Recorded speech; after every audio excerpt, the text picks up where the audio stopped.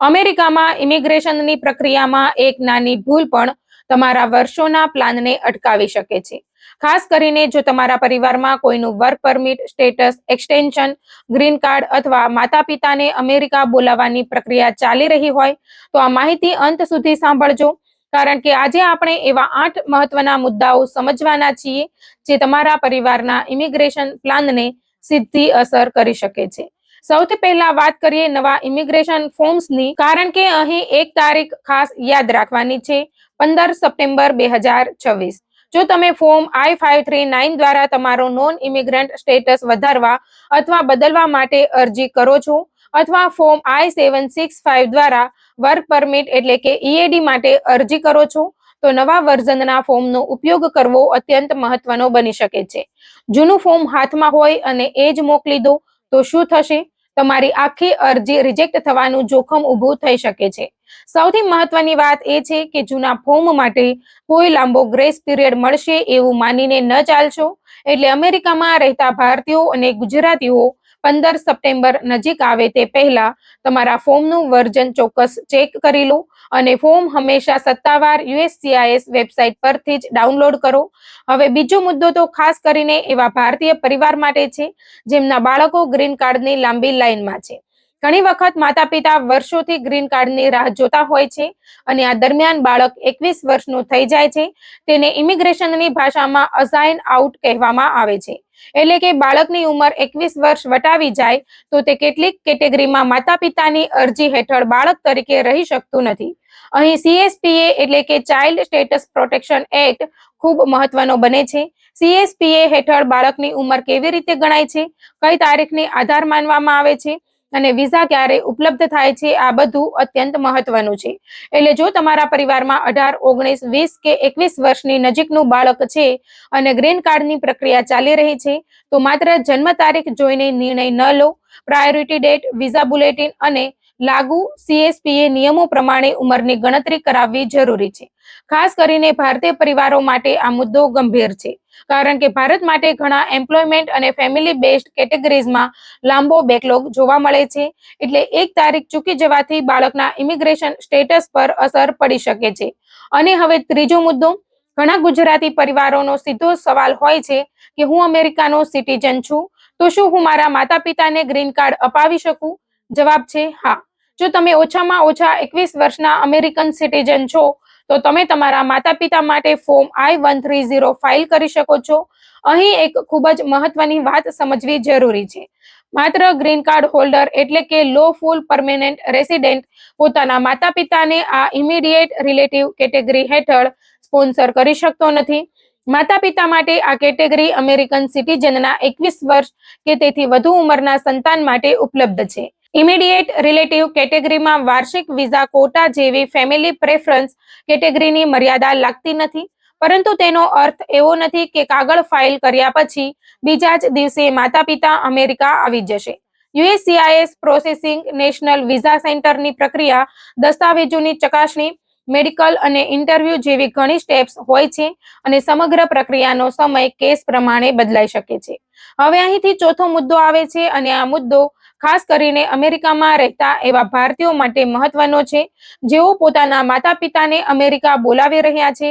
National visa centre એટલે NVCની પ્રક્રિયામાં affidavit of support એટલે કે ફોર્મ I-864 ખૂબ મહત્વનું છે. સ્પોન્સર એ સાબિત કરવું પડે છે કે અમેરિકા લાવવામાં આવી રહેલા પરિવારના સભ્ય માટે પૂરતું નાણાકીય સપોર્ટ ઉપલબ્ધ છે. આ માટે આવકના પુરાવા, ટેક્સ રિટર્ન અને અન્ય નાણાકીય દસ્તાવેજો જરૂરી બની શકે છે. જો સ્પોન્સરની આવક જરૂરી મર્યાદા કરતાં ઓછી હોય તો કેટલાક કેસમાં જોઈન્ટ સ્પોન્સરની જરૂર પડી શકે છે. ત્યારબાદ police clearance, certificate, medical examination અને અન્ય સિવિલ ડોક્યુમેન્ટની જરૂર પડે છે. અને ધ્યાન રાખજો, દસ્તાવેજોમાં નામની સ્પેલિંગ, જન્મ તારીખ, લગ્નની વિગતો કે અન્ય માહિતીમાં મિસમેચ હોય તો કેસમાં વિલંબ થઈ શકે છે. એટલે કાગળો છેલ્લી ઘડીએ ભેગા કરવાના બદલે શરૂઆતથી જ વ્યવસ્થિત રાખો. હવે પાંચમો મુદ્દો છે પેરોલ ઇન પ્લેસ અને પરિવારને અલગ થવાથી બચાવતી કેટલીક ઇમિગ્રેશન રાહતો.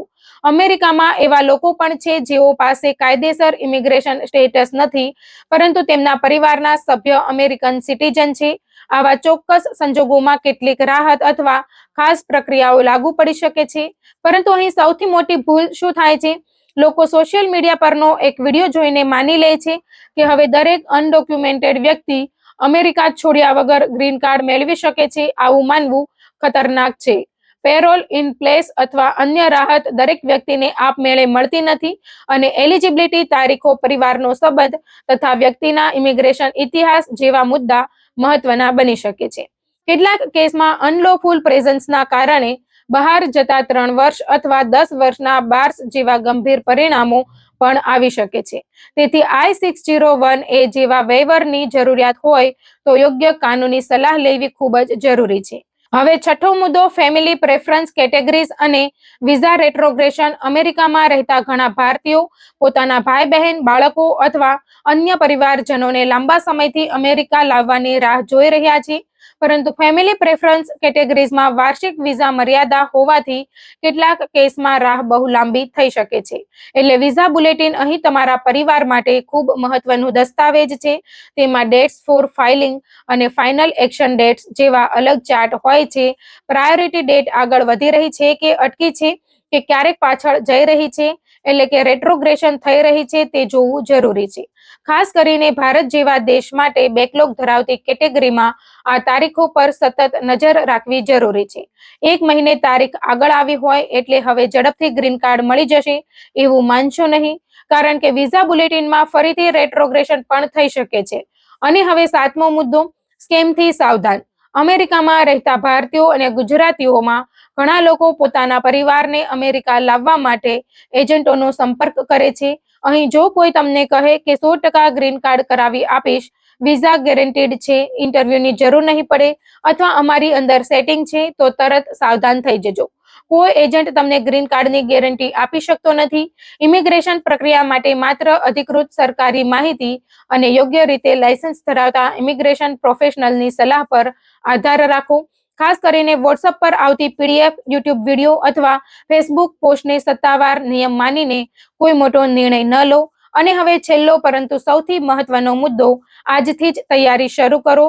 જો તમારા માતા પિતાને અમેરિકા બોલાવવાના છે તો જન્મ પ્રમાણપત્ર, લગ્ન પ્રમાણપત્ર, પાસપોર્ટ, પોલીસ ક્લિયરન્સ, ટેક્સ દસ્તાવેજો અને જરૂરી નાણાકીય પુરાવા વ્યવસ્થિત રાખો. જો ગ્રીન કાર્ડની પ્રક્રિયામાં તમારું બાળક છે તો તેની ઉંમર અને CSPA એલિજિબિલિટી સમયસર ચેક કરાવો. જો EAD અથવા સ્ટેટસ એક્સટેન્શન માટે અરજી કરવાની છે તો યોગ્ય અને તાજું ફોર્મ જ ઉપયોગ કરો. અને જો તમારું સરનામું, ફોન નંબર અથવા નોકરી બદલાઈ હોય તો સંબંધિત ઇમિગ્રેશન રેકોર્ડમાં યોગ્ય અપડેટ કરવાનું ભૂલશો નહીં.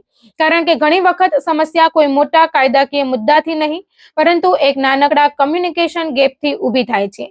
અમેરિકામાં રહેતા મારા તમામ ભારતીયો અને ગુજરાતી મિત્રો, ઇમિગ્રેશનમાં સૌથી મોટી ભૂલ એ છે કે લોકો છેલ્લી ઘડીએ દોડધામ શરૂ કરે છે. પરંતુ આજે તમે જો તમારી ફાઇલ, ફોર્મ, પ્રાયોરિટી ડેટ અને પરિવારના દસ્તાવેજો સમયસર ચેક કરી લો તો ઘણી મુશ્કેલીઓ ટાળી શકાય છે. ખાસ કરીને 15 સપ્ટેમ્બર 2026ની આસપાસના ફોર્મ I-539 અને I-765ના નિયમો અંગે કોઈ અરજી કરવાની હોય તો સત્તાવાર USCIS માહિતી પરથી તાજું વર્ઝન ચોક્કસ ચેક કરજો. અને CSPA I-601A, parole in place અથવા અન્ય જટિલ ઇમિગ્રેશન મુદ્દામાં તમારા કેસના ફેક્ટ્સ પ્રમાણે યોગ્ય ઇમિગ્રેશન વકીલ અથવા અધિકૃત પ્રતિનિધિની સલાહ લેવી સૌથી સુરક્ષિત રસ્તો છે. યાદ રાખજો, અમેરિકામાં ઇમિગ્રેશનની એક તારીખ, એક ફોર્મ અને એક ખોટી માહિતી પણ આખા પરિવારના ભવિષ્યને અસર કરી શકે છે. એટલે આ માહિતી તમારા પરિવારના જે સભ્યો ગ્રીન કાર્ડ, EAD, વિઝા અથવા માતા પિતાની ઇમિગ્રેશન પ્રક્રિયામાં છે તેમને જરૂરથી શેર કરજો, કારણ કે શક્ય છે કે તમારી એક શેરથી કોઈ પરિવાર એક મોટી ઇમિગ્રેશન ભૂલ કરતા બચી જાય.